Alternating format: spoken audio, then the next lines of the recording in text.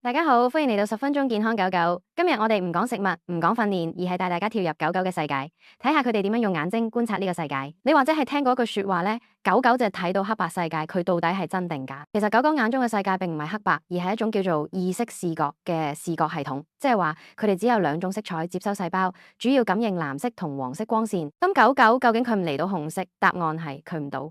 狗狗無法分辨紅色同綠色，佢哋嚟到紅色物件嘅時候，好可能會見到啡色或者啞黃色，即係話如果你用紅色波波同佢玩，佢可能會揾唔到，尤其當背景係綠草地，佢只會見到一堆類似色彩，根本佢對比到。但係如果你換成藍色波波，就唔同講法啦。藍色嘅狗狗咧，視覺中咧係相對鮮明啊，所以佢哋更容易追蹤啦。狗狗眼睛結構同人類有幾個重大嘅分別。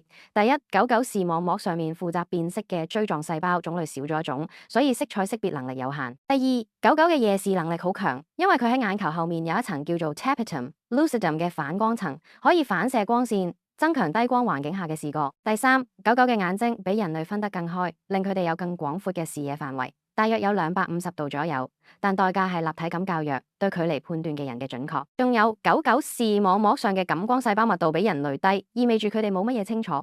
如果人類用1080p 高畫質嘅形容視覺，狗狗可能只得480p 畫質。佢哋見到嘅世界色彩少，解釋度低，但對光線變化、物體移動嘅反應非常靈敏，尤其係快速移動物件，狗狗比人更快捕捉到。總結嚟講，狗狗嚟唔到人類眼中嘅七彩繽紛世界，但佢哋有自己一套非常高效嘅視覺系統，喺夜間偵測移動物體、廣角觀察方面非常出色。作為主人呢，我哋應該理解佢哋點樣接收世界，避免用佢哋難以分辨嘅顏色去做玩具或者訓練工具。記住，紅色波波唔如藍色波波，黃色玩具優於綠色草地裏邊嘅橙色球。下集我哋會講另一個你未必知嘅狗狗冷知識：狗狗到底點樣識得你係主人？係靠眼定係靠鼻？答案可能會令你意想不到。多謝你收聽今集10分鐘健康狗狗，我哋下集再見。